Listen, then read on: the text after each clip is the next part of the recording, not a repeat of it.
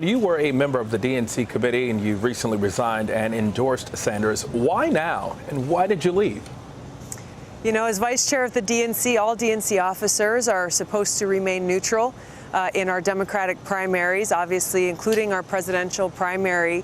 What about any retaliation? The Clintons have had a well-oiled machine in Washington for years. Do you fear any retribution from the Clintons? And what's your relationship been like with it?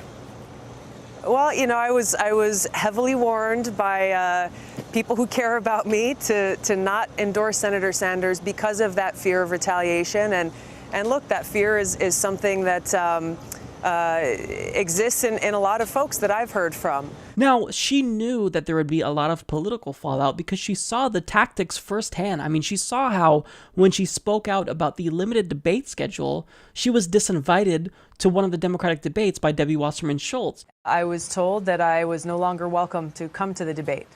We were very disappointed to hear that you would resign your position with the DNC so you could endorse Bernie Sanders.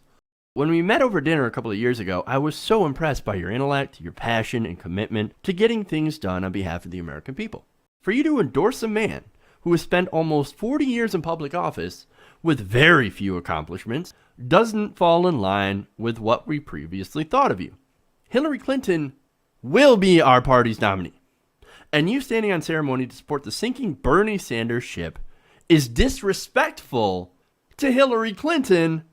You have called both myself and Michael Kives before about helping your campaign raise money. We no longer trust your judgment, so we'll not be raising money for your campaign. This violates the DNC's own rules. This is from the Democratic Charter and bylaws. Quote, the chairperson shall exercise impartiality and even-handedness as between the presidential candidates and campaigns.